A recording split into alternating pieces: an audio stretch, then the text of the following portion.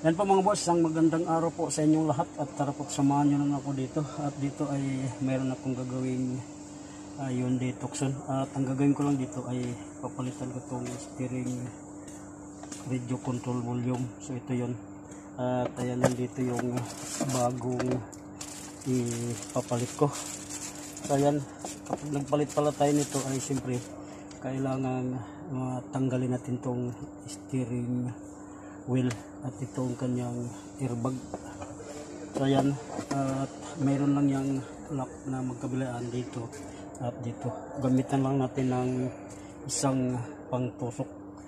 So kapain lang natin to katulad nito.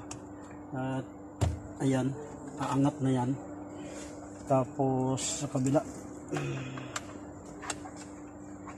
kinakailangan lang marunong kayong mga pa katulad yan dahil mayroon din yan dito sa ilalim. So tatlo lahat yan. Pag na-press yan, ayan kusa nang lalabas. At ito na yan. At siyempre tatanggalin natin tong kanyang connector. Ayan, iangat lang natin yan. May kailangan sabay. Ayan, tapos yung kanyang connector sa busina. So ayan, then kukunin natin tong kanyang connector din dito sa main connector ng steering. Tapos mayroon niyang malaking bolt dito na 21, kailangan lang nating tanggalin. So ayan, at ang gagawin ko dito dahil medyo matigas to, gamitan ko siya ng impact.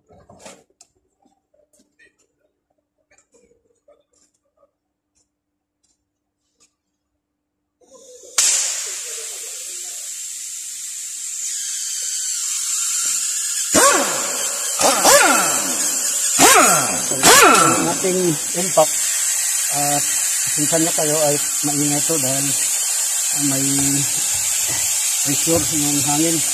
Kabit lang natin to at matatanggal natin yan.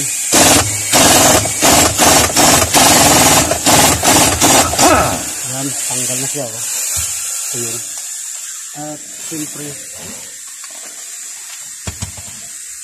gamitan natin ng karate para mauga, pero make sure lang na pagbalik nyo yung slot niya ay tama pa rin para hindi mawala yung alignment.